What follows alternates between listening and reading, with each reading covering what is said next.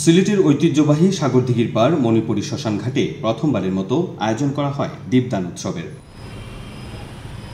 প্রয়াত আত্মার শান্তি কামনায় ৮০০ প্রদীপ প্রজ্বলনের মধ্য দিয়ে শুরু হয় মূল আনুষ্ঠানিকতা। এর আগে পালন করা হয় ১ মিনিট নীরবতা, যেখানে সবাই স্মরণ করেন প্রয়াত প্রিয়জনদের। ঘাটের মূল ফটকের দেয়ালে সাজানো হয় ৪২ জন প্রয়াত ব্যক্তির ছবি। ছবির নিচে রাখা হয় স্টিলের স্ট্যান্ড, যেখানে প্রদীপ জ্বালিয়ে শ্রদ্ধা নিবেদন করেন জেলার বিভিন্ন প্রান্ত থেকে আগত পুণ্যার্থীরা।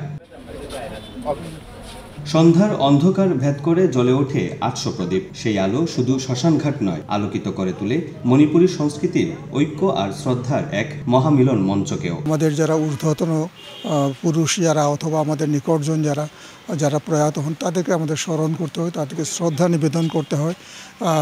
এটা একটা বড় দায়িত্ব আমরা মনে করি, সন্তান হিসাবে বা স্বামী হিসাবে, যেভাবে হোক যে হিসাবে। এখানে সবচেয়ে বড় যেই জিনিসটা হলো, এখানে যারা ছবি টাঙানো হয়েছে তাদের আত্মীয় স্বজন বা নিকট আত্মীয়রা এসে যে প্রদীপ প্রজ্বলন করেছে, এটি তাদের কাছে একটি নতুন মাত্রা এবং একটি আবেগঘন একটি পরিবেশের সৃষ্টি হয়েছে। এবং এই আবেগঘন সৃষ্টির পাশাপাশি আমরা দেখেছি এখানে পূজা প্রার্থনা করেছেন, এই জায়গায় আয়োজন হয়েছে।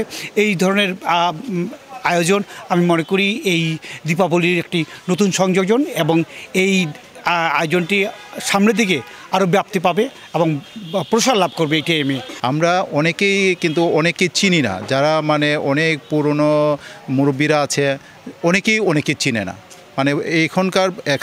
এখনকার প্রজন্মের কেউ কিন্তু ওদেরকে চিনে না। সেই চিনার একটা প্রয়াস মনে করতেছি আমরা। মণিপুরী শ্মশানঘাটের কার্যক্রম ২০০৪ সালে প্রয়াত সাবেক অর্থমন্ত্রী এম সাইফুর রহমানের অর্থায়নে এবং সাবেক মেয়র আরিফুল হকের সহযোগিতায় নতুনভাবে শুরু করা হয়। অপু বণিক, সময় সংবাদ, সিলেট।